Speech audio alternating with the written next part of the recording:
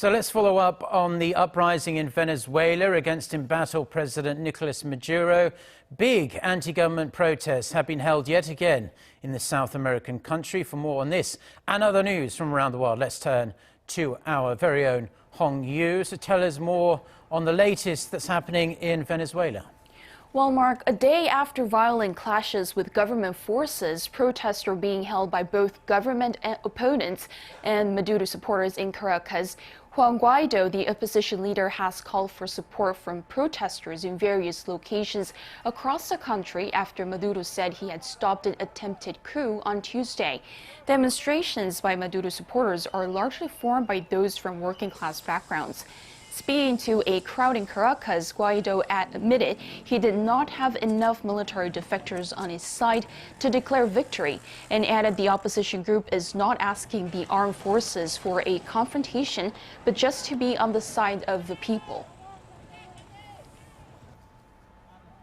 We must stop the usurpation in order to recover this country. It's clear the usurper has already lost and is overthrown. Here what we all ask is how much longer? How much longer to gain freedom?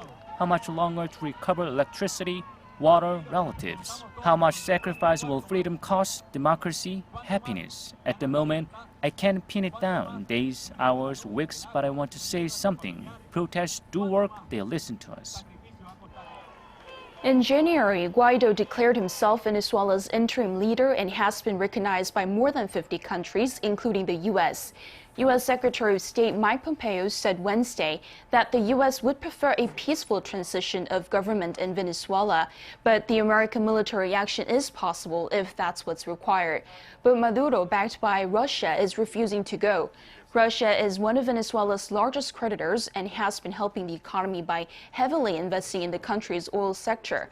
Russian Foreign Minister Sergei Lavrov warned Pompeo during a phone call on Wednesday that attempts to oust Maduro were fraught with the severest consequences.